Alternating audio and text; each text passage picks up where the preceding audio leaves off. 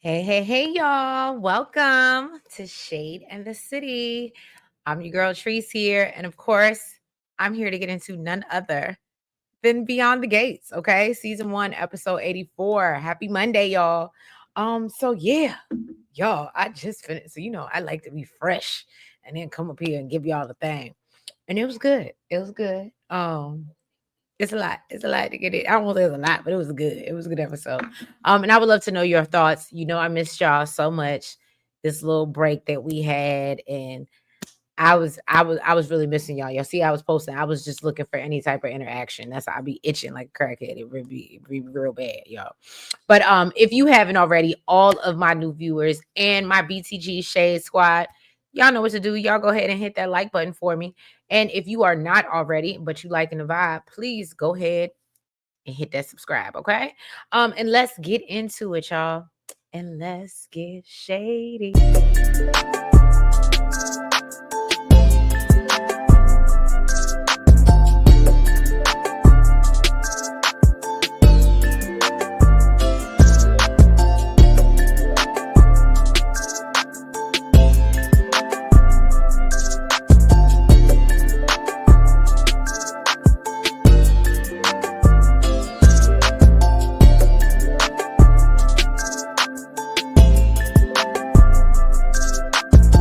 So yeah, y'all, we start off this episode. We know Allison was down at the Uptown. She done completely broke up her and Madison's little date that they were supposed to be having. And so she's telling Chelsea that she wants her back. She was like, baby, come back. That's really what it gave me, okay? Because they were so good together. And my notes literally say, y'all literally dated for 5 minutes. But okay, girl. Now, meanwhile, Madison is, around the corner, like ear hustling, like everybody do it uptown. Actually, Chelsea reminds her, no, I was the one that suggested that we hook up, just the two of us. And so Allison was like, so if you're so are you willing to give me another shot? And Chelsea was like, no. Then we see her take a call from Kat. And when she gets off the phone, Allison was like, well, I just feel like we should start over without Craig. Then we see Chelsea, she happens to take a call from Kat. And when she gets off the phone, Allison is still sitting there begging, being like, oh, so I think we should start over without Craig. And Chelsea tells her, look, it's too late, sweetheart. Okay. She said, I'm seeing Madison and I'm happy. I'm happy where I'm at. So Madison is thrilled to hear this news, of course. Because y'all remember she's still ear hustling about behind the wall. And so then she goes and she sneaks back out the door. So Allison tells Chelsea, look, I'm happy for you. But I hope that now that we reconnected, we can stay in touch. And Chelsea said, I don't think that's a good idea. And so Allison is having the hardest time understanding why. She said we could still be friends even if we can't be together. And Chelsea reminds Allison, you already told me friendship is not what you're here for. Okay? You're here for some cat. Okay? And so she makes it clear to Allison, look, things have changed, baby. Things have changed. All right. And she said, and I think that you're actually pursuing me to avoid the issues with your husband. And I said, oh, get it, Chelsea. What I tell you about these Duprees,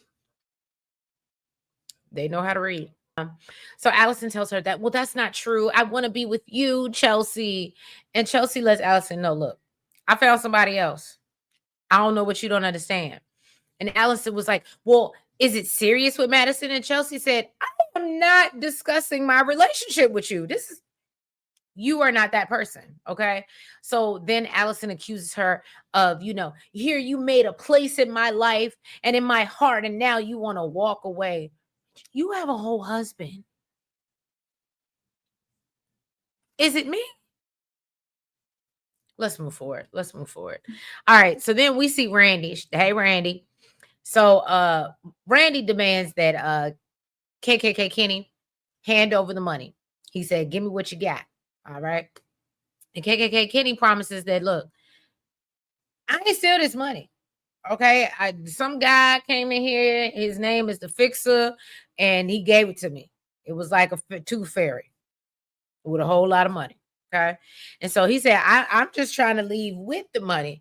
And Randy said, well, that's not happening.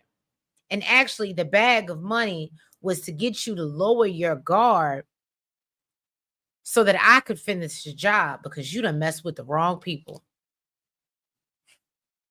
I ain't even gonna hold y'all. Randy, no offense. No offense, right? When I was watching it, it wasn't believable. But now that I know, like, because I've watched the whole episode, I see why it wasn't believable. Okay. So I guess shout out to you for good acting. All right. So anyway, um, so Randy tells him, look, they gonna go for a little ride. That's what they gonna do. So he takes homeboy up out of there. And now we see Smitty at home. He's working on his story when he gets a call letting him know that they want to, I say, terminate his story. And Smitty starts to lose it and goes off about how he's been able to trace a trail of payoffs that implicate Marcel and a high roller. And he, is trying to plead his case. And he mentions that Malone was brought in front of the IA. And although the records are sealed, he has a friend who knows something with some tea. Okay. So he then gets a call on the other line and he clicks over, and apparently it's his source, it's his friend. And so Smitty learns that there was a witness somewhere, but he's shocked when he learns that this witness is Vernon. And so apparently Vernon had testified at Malone's IA hearing. And so Smitty's like, now he's concerned. And Martin is walking through the door and he hears him on the phone, mentioning Vernon's name. And so Smitty then gets off the phone once he realized Martin's in the house. And so Martin was like, well, yeah, what the hell was you just talking about? So now let's move over to over at the country club. We see Danny and Vernon. They, I guess, are having breakfast, lunch, who knows, right? They dropped Anita off at the airport, so I'm assuming maybe it's breakfast. And Danny talks about how much, she missed her mama and how happy she seems. And so Danny asks Vernon, she notices something is wrong with her daddy, something a little off. And Vernon, I just miss my wife so much. And Danny said, I know you. I know you. Okay. And she said, you've been preoccupied even before mama left. She said, and she said, what does this got to do with Martin? I'm worried this has something to do with Martin. And Vernon is like, nah. Vernon is still trying to assure her that everything is fine. And Danny said, I know you lying, but okay, you hit me with the congressman, the swab. I see what you're doing. And she said, I noticed something was up. And so she was like, she's questioning if Martin and Smitty are doing okay. And he's like, well, first of all, he knows it.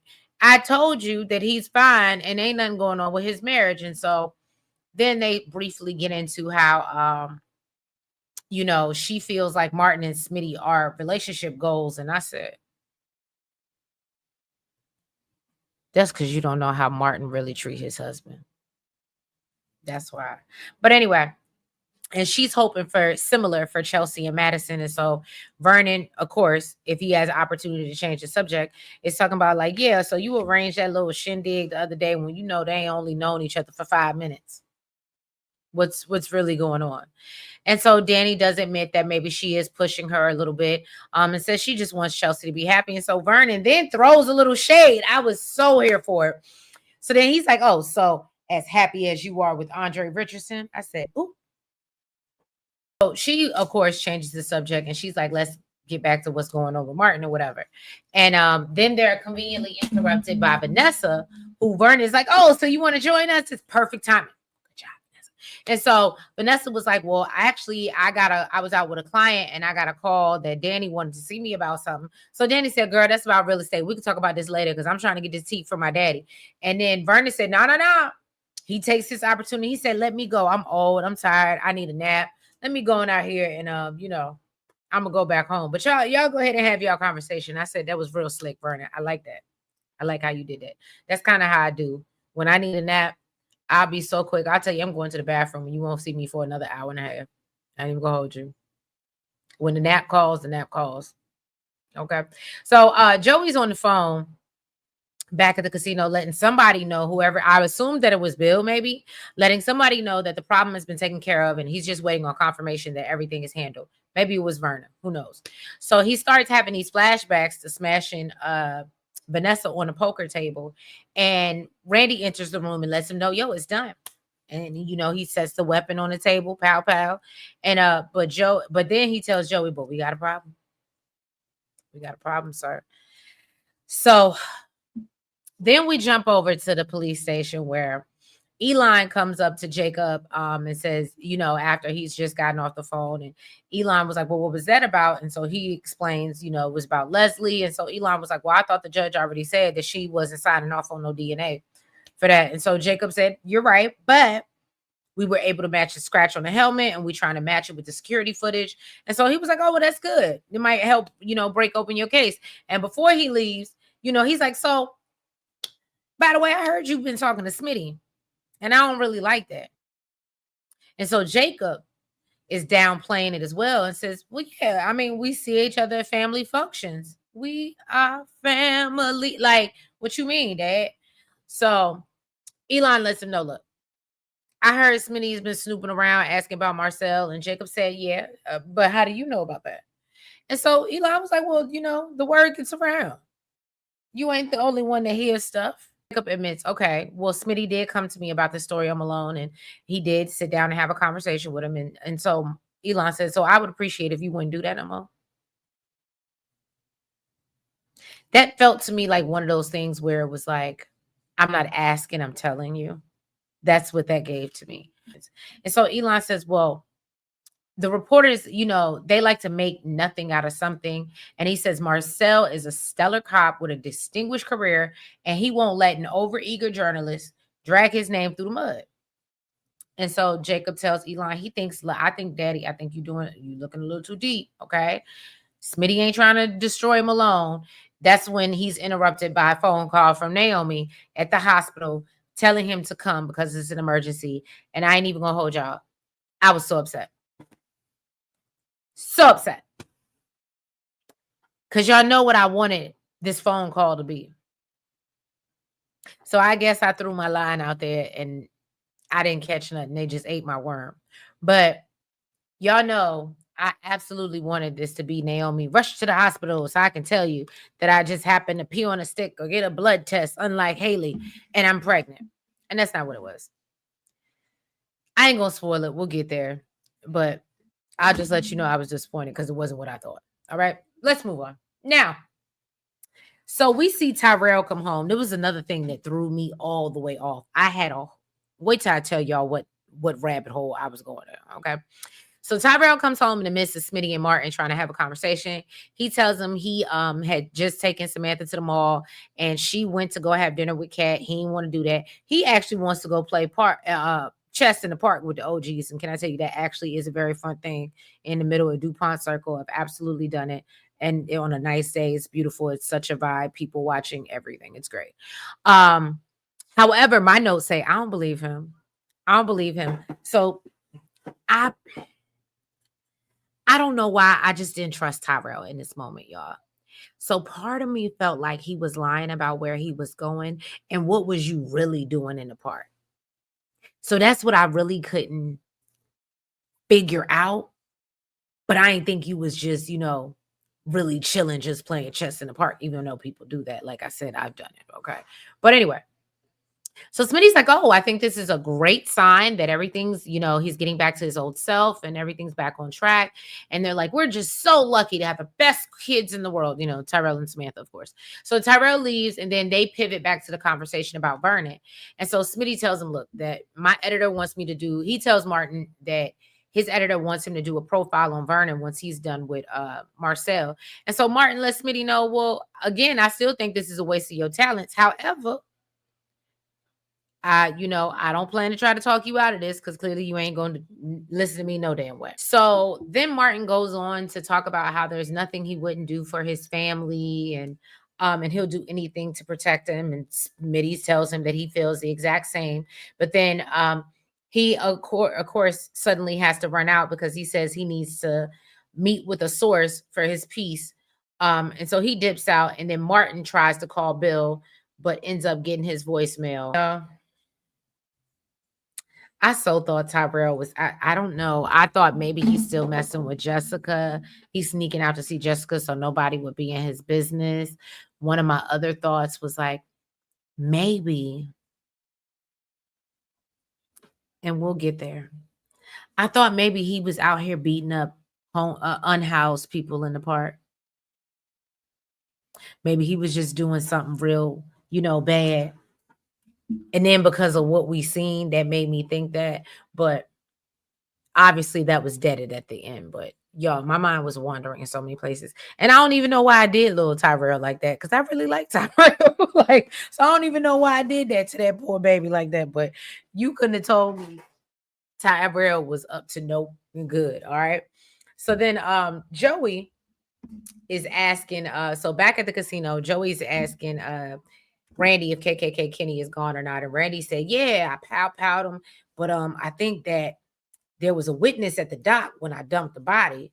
So Joey said, well, were you careless? And Randy said, nah. Joey's like, well, how do you know somebody saw you? And so he was like, it sounded like that you screwed up. And so Randy said, no, I don't know if anyone actually saw me. I'm just on edge because, I got my son and, his mother to think about. And I ain't trying to go to prison, homie. So Joey tells him, just relax. Relax. Nobody's going to prison. And Joey tells him if anybody did spot him, then that just means you need to lay low. Okay. Just do it for a little while. Get out of town. And so Randy said, well, what am I going to do about my son's mama? And she going to start asking questions. And so he said, take him with you. Take him with you. Do that. And matter of fact, I'll pay for it. Go, please. Because all this anxiousness and nervousness ain't good for me. Okay. And my blood pressure. So Randy agrees, and Joey tells him, think of it, think of this trip as a bonus for what you've done. And then before he leaves, Joey said, oh, but sir, you're moving kind of fast. And where's my money?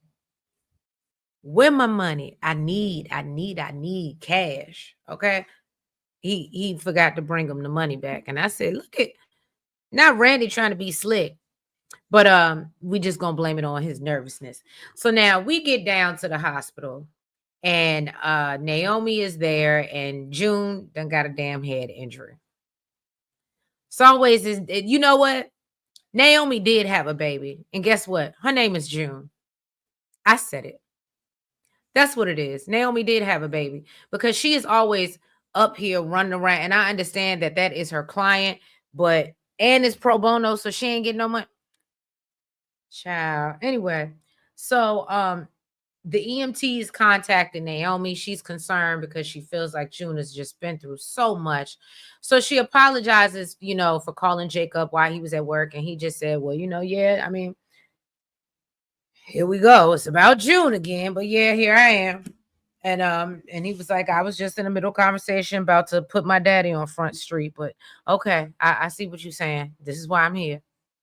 So they go into the hospital room, and of course, it's nobody but Madison tending to June. So clearly, we knew that's why she had to run out of there. So Madison lets them know that, look, it's not serious. I'm just here to make sure she ain't got no concussion. So Naomi introduces Jacob and Madison to each other. And Naomi wants Jacob to question June on what happened. But Madison is like, I don't think she's real good right now. I don't think she's ready for questioning. But Madison does encourage Naomi and Jacob and said, y'all got to get June off the streets. So Naomi is over here by her bedside telling June that she's going to be okay. And she notices that she's holding on to this picture that we know June loves so much. And then Naomi and Jacob, after they leave the room, they, are looking at the picture, and Naomi notices that there's a phone number on it. And so she, of course, calls it, and the person on the other end hangs up on him, basically, like some sharing stuff.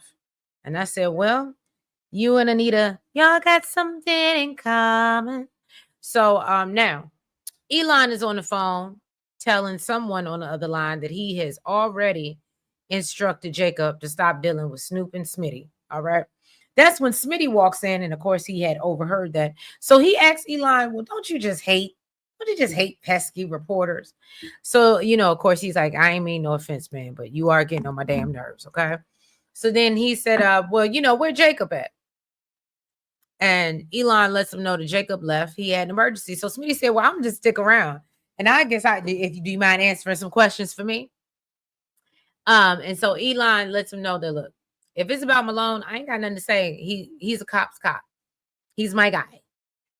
So Smitty tells Elon, look, he has the utmost respect for Malone's reputation, but brings up how Marcel had a few run-ins with, internal affairs.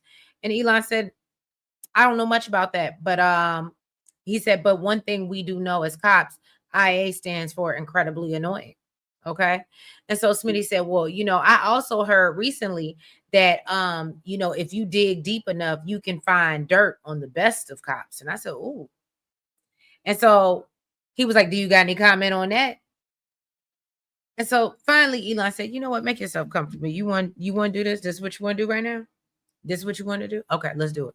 All right. So then Smitty wants to talk about Marcel and the whole IA thing. Elon tells him that Marcel hasn't ever been reprimanded or charged. So then Smitty is like, so what does Vernon have to do with all of this? And so Elon said, there's nothing as far as I know. And Smitty reveals, well, my source told me that Vernon testified on Marcel's behalf in front of the IA board just 8 months ago. So Elon said, well, what's the name of your source? And Smitty said, I ain't doing that. We not gonna go there. We're not doing that. And so Elon lets him know that, you know what, Smitty, you know me, Vernon and Anita go way back. And although I did hear that he participated in the hearing, that's my friend. And Martin's grandfather is entitled to privacy. And I said, you better remind him. So Smitty doesn't understand if Vernon is so Smitty's like, well, if Vernon isn't the one being investigated, I don't understand what the harm is that, people know he testified. And Elon said, there is none. I just need you to mind your damn business. So Elon tells Smitty IA affairs are not for disclosure. So whatever he's about to say, or the next thing he's about to say is going to be off record. And he said that Vernon was not called in to testify, but he appeared on his own accord, just being a good citizen. And and sees, and so he said, what more are you looking for, Smitty? What more do you want? So Smitty denies having any agendas and said, I was just trying to follow up some things I found out when I was doing this piece on Malone. And then he, thanks Elon for his cooperation and goes about his business. Now, back down at the country club at this point, it's just Danny and Vanessa. And she's telling her how basically she's looking for a space for the modeling agency. And so Vanessa tells her, well, that's cool, because right at the moment I got plenty of inventory. And so Danny is like, is that a good or a bad thing? It's like, they're good for business or bad for business. And then we see Vanessa have her Joey flashback of them doing, doing business on the table. Okay. And so, and then she tells Danny, business is interesting. I said, I bet it is. So then she said, well, you know what? I got a confession to make. And so Vanessa decides to reveal to Danny that her and Doug are kind of going through some marital issues. And so Danny was like, oh, girl, is he cheating? And she was like, nah, girl, he ain't cheating. Vanessa tells her that, Doug done got himself in some financial trouble. So Danny was like, oh, so we got anything to do with gambling? Because, I saw him one day down at the casino when me and Pam went down there, and he was right over down there all up under Joey. And so Vanessa reveals that, Doug did get himself in the hole at Joey's casino. And so Danny was like, girl, you need me help? Because, I ain't got it, but my people got it. Do you need help? You've been around for a while. You need some help? And that's when, in the middle of that, we see the busboy, which is an older white gentleman, in my opinion, come over and pour water for Danny, or refill water for Vanessa and Danny, only for Martin to come up acting like a nut, because he thinks that it's KKK Kenny. And he's like, what are you doing here? And so Danny is like, but Danny and Vanessa are like, are you okay, sir? And so Martin's like, I'm so sorry. I thought you was somebody else. Let me apologize to you. And he walks, they leave.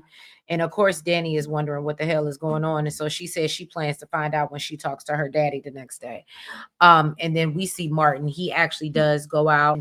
He's like, yeah, I'm sorry. And, I apologize. I thought you were somebody else. And then he asked about KKK Kenny, and the other server lets him know that Kenny quit and said that he won't coming back. So we can tell that Martin has a little sense of relief, but not for long. But not for long. Hey, I'm your type. Hey, even if it's somebody else's, but not for long. I'm sorry, that just popped in my head. So then we see Randy. He returns with Joey's money and tells him that, look, my bad, I left it in the car. So that's when Doug walks in, wanting to know, well, what's going on? What am I missing? And I said, oh my God, who asked for Doug? Which one of y'all in the comments asked for Doug? Because I didn't. I'm blaming y'all. So Joey lets him know that, brother, did you not see the sign of casino and close? And he was like, well, I ain't think that applied to me. Why didn't you? Especially when you're in debt and you ain't got no money. It absolutely applies to you. But anyway, so he wants to know, well, what's going on and why we got the power on the table. And so Joey explains, look, it's for safekeeping. Randy ain't gonna need it where he going. So Doug wants to know, well, where's Randy going? And Joey tells him he going to Disneyland. All right, enjoy all the rides, have fun. And so Doug is like, well, how long are you gonna go? And Joey says he ain't going too long because I depend on Randy so much. And so Randy said, look, I need to go. And Joey said, no, but we got some things to discuss first. So, and then Joey tries to insist that he take this money with him, which Randy is refusing. Doug is refusing to let him leave. And so finally, he says, well, by the way, I quit gambling and we can talk about it over a drink. And so Joey looks at Randy before he leaves and he said, bruh, don't miss your flight. I don't know what this means, y'all. This is the one part of this episode I was like, so is he gonna unalive Randy? Because now he would be the only person that could implicate them. Like, you understand what I'm saying? And only because maybe this is from my power, like, and stuff like that. But I don't know. I feel like Randy might be up out of here. Randy, you can drop in the comments. I mean, you can't tell us, obviously, but I don't know what Joey's doing with Randy, but it made me concerned. Cause I don't, for some reason, I feel like Randy ain't gonna get up out of here. And if he do, it ain't gonna be the way we think he is. If you get what I'm saying. He might, when Joey said he's about to be, he's not gonna need that where he's going. I said, oh, Joey said he going up yonder. Is what I got. But y'all let me know your thoughts. All right. So back in Uptown, Chelsea is trying to convince Allison that she needs to go work things out with her husband. However, Allison hears in her mind that Chelsea wants her to leave Craig so they can be together. So then I don't know if anybody else picked up on this, but I feel like everybody thought Derek was going to be the crazy stalker or it was going to be or like, but I think we found our crazy stalker. I think we found her. Her name is Allison. If you think of a good nickname for it, just drop it in the comments, okay? But it's Allison. It's awkward-eyed Allison, okay? Or what is it? What is it? Rhonda, her and her big gums. That took me out. Shout out to Rhonda for that. But Chelsea said, "Baby girl, that's not what I'm saying." And she said, "I am very happy right now and in love." So Allison said, "Well, y'all just met 5 minutes ago," and she said, "Well, I just met you 5 minutes ago, 10 minutes ago. What do you mean? Y'all all is falling in love real fast." So Chelsea doesn't deny that it's been soon, but tells her, "Look, we connected instantly." And so Allison reminds her, "Well, bitch, we did too." And said, "I'm not trying to be selfish, but you look, you can still have Madison on the side if you want to." And I said, "Are we doing that again?" And then Chelsea said, "Look, I'm in a committed relationship. That's what I'm trying to do. And you should know after watching my daddy break my mother's heart, I ain't trying to do that to somebody I care about." So Allison, of course, is like, "Oh, I'm sorry." And Chelsea, says, "Look, I'm sorry for going off on like I did, but you clearly was not hearing what I was saying. Okay." And she said, "I moved on and I can understand how you feel because you put your feelings out there and then they were just crushed in front of you." And so she was like, "Oh, so you doing this because it's payback." And then she's like, she keeps telling her she don't know the girl. And I said, "Well, we know that by now, Allison. She ain't really know you either. So that's not, again, what do we always say? Right message, wrong messenger." Okay. So Chelsea just talks about how she's discovering herself and basically, which I ain't looking back. I ain't spinning the block. This ain't no Nelly and Ashanti situation. I learned my lesson the first time. I said what I said. And so she said, I'm going to be moving forward, and I think that you should do the same. Keep your eyes on what's ahead. Keep your head to the sky. I'm just saying. All right. Now, Randy and Doug, they go down to Uptown, and Randy is trying to leave. He said, look, I need to go before Joey come looking for me, because, Joey ain't not to be played with. And Doug said, don't worry about it. You can't leave yet, because Vanessa about to join us. So, of course, we ain't never really seen Randy and Vanessa really interact in no type of scene. So he's like, well, why the hell is she coming? So Vanessa finally shows up, and Doug spills all the tea about how he found Randy down at the casino. And now he's going on an indefinite trip. So I think Doug is letting us know that, like, I'm worried about you, brother.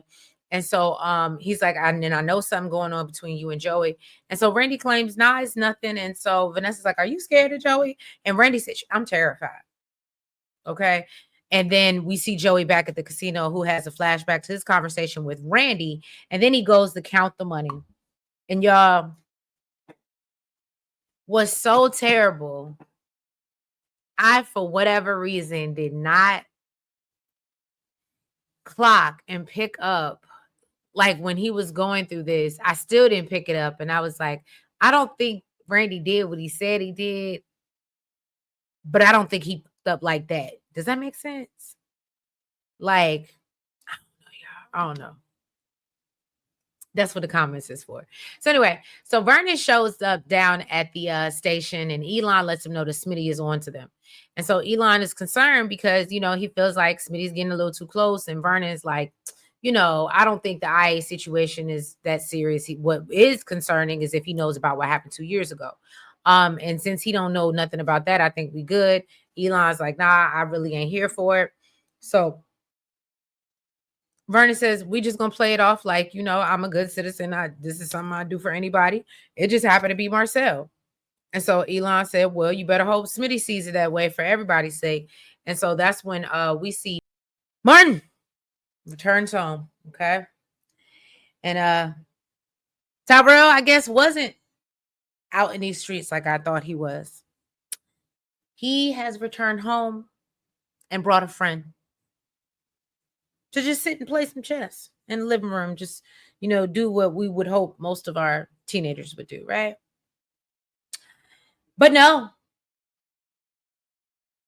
Martin walks in the door and realizes that Randy didn't get the job done because it's none other than KKK Kenny. NC. And that was the end of the episode, y'all.